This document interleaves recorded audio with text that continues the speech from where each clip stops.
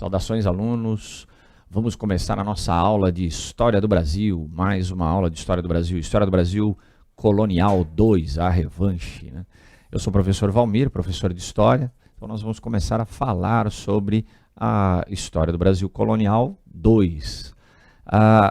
Nessa aula nós falaremos sobre a produção açucareira no Nordeste brasileiro, falaremos sobre a União Ibérica, falaremos sobre as invasões holandesas. Então tem bastante assunto nessa aula, nessa aula de Brasil Colônia.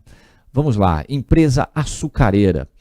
Em outras aulas nós já havíamos comentado que o governo português, logo depois do descobrimento, entre aspas sempre, logo depois do descobrimento, o governo português estava muito preocupado com as Índias, estava preocupado em lucrar no comércio das especiarias. Então o Brasil foi descoberto, entre aspas sempre, em 1500, mas o governo português veio aqui, tomou posse, na realidade não, o governo português só tomou posse, o governo português vem aqui, toma posse e ele meio que esquece o Brasil, deixa o Brasil para lá. O Brasil começou, a gente chegou a comentar a respeito disso também, começou a ser invadido, né? Holandeses, franceses, principalmente franceses, ingleses, espanhóis, vinham para o Brasil e acabavam, vamos dizer que saqueando o Brasil, retirando o pau-brasil. Portugal, naquele momento, não estava muito interessado no Brasil. Nós chegamos a comentar, aí você tem ali, o governo português ainda, de certa forma, tentou coibir, vamos dizer, esses avanços de nações europeias sobre o Brasil para a retirada do pau-brasil. Então ele montou as chamadas expedições guarda-costas para tentar militarizar a costa brasileira, mas não deu certo. O governo português também acabou arrendando o Brasil para Fernão de Noronha, né? Fernão de Noronha, né? Era um cristão novo, também não deu certo. O governo português depois ele vai instituir as capitanias hereditárias mais para frente. Então foram todas as medidas do governo português a fim de proteger o Brasil. O governo português ele estava muito interessado no comércio com as Índias, que dava uma grande lucratividade. Quando outros países conseguiram chegar também às Índias, a lucratividade do governo português diminuiu. Por quê? Os ingleses chegaram às Índias, os espanhóis chegaram às Índias, se bem que os espanhóis não estavam tão interessados, os franceses chegaram às Índias, posteriormente os holandeses também chegaram às Índias. E aí começou a haver uma concorrência com Portugal.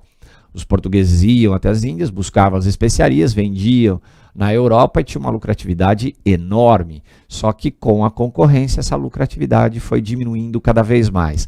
É aí que o governo português, então, ele resolve fazer o quê? O governo português, ele resolveu olhar para o Brasil. O Brasil que, entre aspas, ficou abandonado durante as primeiras décadas logo após o descobrimento, ficou abandonado, entre aspas, por Portugal. Portugal vai olhar o Brasil com outros olhos. O que eu posso tirar do Brasil que pode me ofertar lucratividade? Ouro, prata, os portugueses não haviam encontrado. Inclusive, os portugueses estavam fulos da vida. Por quê? Porque os espanhóis tinham encontrado muito ouro, muita prata na América Central e os espanhóis estavam enriquecendo cada vez mais, estavam se tornando uma grande potência. Aqui no Brasil, os portugueses naquele momento não conseguiram encontrar ouro, prata. Eles até tentaram encontrar através de expedições chamadas entradas. Procuraram ouro, prata, diamantes, né, pedras preciosas, não conseguiram encontrar nada. O governo português, então, eles pensam, o que dá para nós tirarmos dessa colônia do Brasil que possa nos trazer lucratividade? O pau-brasil já tinha praticamente se esgotado. O Brasil foi a primeira grande devastação ambiental que o Brasil sofreu. Tiraram de todo o litoral brasileiro. O pau-brasil ele foi retirado desde o Rio Grande do Sul até o Rio Grande do Norte, aproximadamente, né? Assim, então, o Brasil realmente, o pau-brasil já tinha praticamente desaparecido. Os portugueses falaram, o pau-brasil não dá para tirar. Que ouro, prata nós não encontramos. O que nós podemos retirar que possa nos trazer lucratividade? É aí que eles perceberam que aqui no Brasil já se produzia açúcar. Se produzia o açúcar em São Vicente e se produzia açúcar também em Pernambuco. Duas capitanias hereditárias e foram as duas únicas que deram certo. A de São Vicente, Martim Afonso de Souza, era o donatário.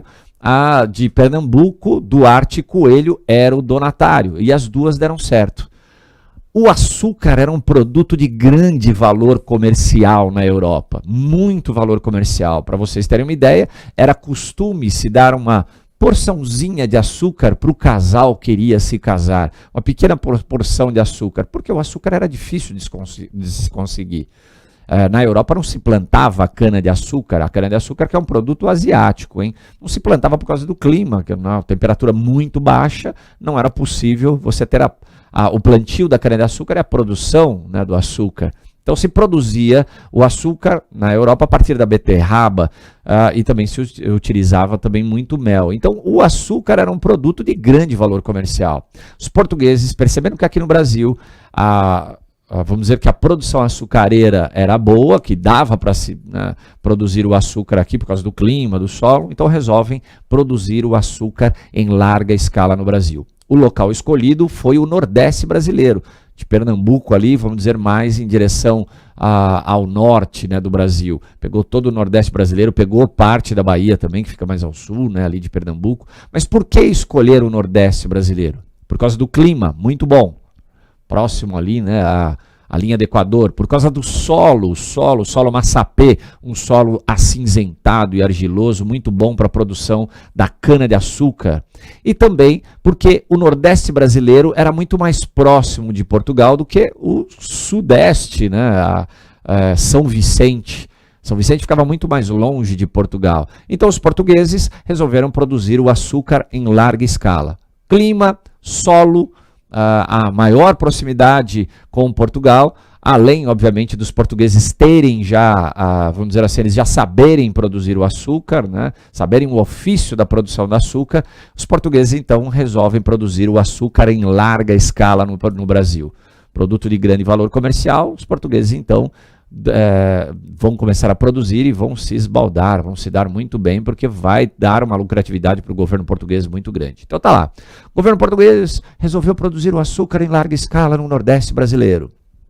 Portugal praticava, nessa época, Portugal praticava o pacto colonial ou monopólio comercial. O que é isso? O Brasil só poderia comercializar com Portugal. Ou seja, a colônia só poderia comercializar com a metrópole. Era um monopólio comercial, também conhecido como pacto colonial. Mas se o Brasil comercializasse com outro país, acabaria sofrendo ali retaliações por parte de Portugal. Afinal, o Brasil era de Portugal. Então, monopólio comercial ou pacto colonial. O Brasil, a colônia, só poderia comercializar com Portugal, a metrópole. Era, vamos dizer assim, instituído isso pelo governo português e os brasileiros, né, no caso, quem vivia aqui no Brasil, tinham que aceitar. Muitos dos proprietários dos engenhos, eles eram cristãos novos. Quem eram esses cristãos novos? Eram judeus convertidos ao cristianismo, porque teve um determinado momento na Europa, e em Portugal, no caso, né, teve um determinado momento que em Portugal os portugueses chegaram para os judeus e falaram: ou vocês se convertem ao cristianismo ou vocês, né, vão ser mortos. Óbvio que o judeu, querendo sobreviver, ele falou: não, vou me converter. E eles acabavam se convertendo ao cristianismo. Só que os judeus, muitos deles eram endinheirados. Esses judeus, então, que eram os cristãos novos, né, cristãos recém-convertidos, esses cristãos novos, então, muitos deles, eles vinham para o Brasil. Por que eles vinham para o Brasil? Aqui eles montavam um engenho, iam ganhar dinheiro da forma que eles queriam ali, né, iam ganhar, ia ficar cada vez mais ricos. E outra coisa que acontecia também, aqui no Brasil, vamos dizer que as autoridades eram mais amenas, né? Não tinha tantas autoridades aqui no Brasil. E o cara ficava isolado no engenho dele. Consequentemente, ele poderia seguir os preceitos judaicos aqui no Brasil.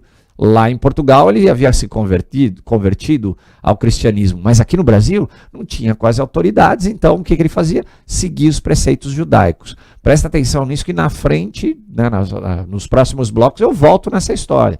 Então, muitos dos proprietários dos engenhos aqui no Brasil, no Nordeste brasileiro, eram cristãos novos, eram judeus recém-convertidos ao cristianismo.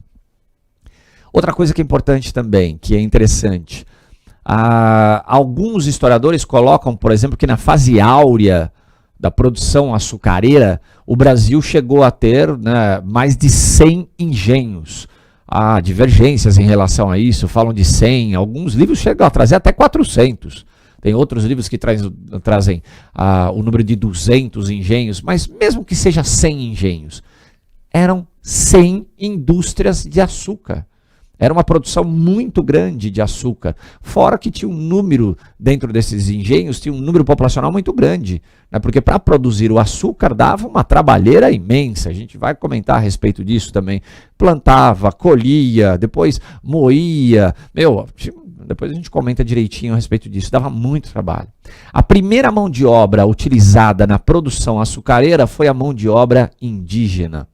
Os proprietários dos engenhos, eles capturavam os índios e faziam esses índios de escravos. Por vezes também eles acabavam comprando de outras pessoas que acabavam tendo como ofício a captura do índio e vender como escravos. Essas pessoas eram os comerciantes ali de escravos indígenas e ganhavam, obviamente, acabavam tendo uma lucratividade. O governo português, então, aceitava isso. No primeiro momento havia uma aceitação. A primeira mão de obra utilizada então na produção açucareira era o índio feito escravo. Só que tinha um grande problema. O índio, ele conhecia a terra. Por ele conhecer a terra, a primeira oportunidade que ele tinha, o que ele fazia? Ele fugia, porque o índio também não estava acostumado ao trabalho, aquele trabalho rígido, né, assim, um trabalho forte, não estava acostumado. Então a primeira oportunidade que tinha, o índio fugia. E para recapturar o índio? Era muito difícil, porque o índio conhecia a terra. Então, a mão de obra escrava indígena era muito complicado. Era complicado para você manter aquele índio, né, sobre escravidão, porque a primeira oportunidade ele fugia. É aí que os portugueses, então, resolvem fazer uma experiência com escravos africanos, com negros africanos, e começam a trazer os negros para o Brasil. O escravo negro tinha várias, vamos dizer assim, vantagens em relação ao escravo indígena. Qual? O negro, fisicamente, ele era mais forte. O negro não tinha a cultura de não trabalhar como o índio, né? Não é que o índio não trabalha, mas ele trabalha bem menos, né? Assim, vamos colocar dessa forma. Em outra aula até explico para vocês melhor, mas o negro, ele estava acostumado a trabalhar mais forte fisicamente. O negro não conhecia a terra, então se ele fugia, a probabilidade de recapturá-lo era muito maior, era muito mais fácil. E o principal motivo, a escravidão do negro acabou gerando uma lucratividade muito grande para o governo português. Então o governo português, ele proibiu a escravização de índios e começou a trazer os negros do continente africano e fazê-los escravos aqui no Nordeste brasileiro. A vida do negro era muito difícil aqui no Brasil, principalmente na produção açucareira, né? O trabalho era muito maçante, era muito forte. Ele plantava cana-de-açúcar, ele colhia cana-de-açúcar, ele moía cana-de-açúcar, depois pegava o caldo, levava para a casa de purgar, onde ia ser produzido o açúcar. E a casa de purgar, a temperatura era muito elevada, então realmente o trabalho do negro era muito complicado. Além dele ser mal alimentado, além dele dormir mal, além dele sofrer castigos corporais, castigos físicos constantes, a expectativa de vida do escravo negro no Brasil era cerca de 15 anos. Ele chegava aqui no Brasil, vamos supor, com 20 anos, ele vivia em média 15 anos. Com 35 anos ele acabava morrendo. Então, era mal alimentado, dormia mal, o trabalho era um trabalho muito rígido, muito difícil, muito maçante, sofria castigos físicos. Então o negro realmente, a vida do negro era muito difícil no Brasil. O comércio negreiro, como eu falei para vocês, está lá, gerava uma grande lucratividade para o governo português, e é por isso que o governo português vai estimular esse comércio e vai entrar um número enorme de negros no Brasil. Apesar da Igreja Católica ser contra a escravidão, a Igreja Católica foi conivente com a escravidão dos negros. Como não estavam sendo mais escravizados os índios, então a Igreja Católica se calou, porque a Igreja Católica, ela catequizava os índios e convertia esses índios ao catolicismo. Depois eu falo um pouquinho melhor para vocês no próximo bloco. Até o próximo bloco.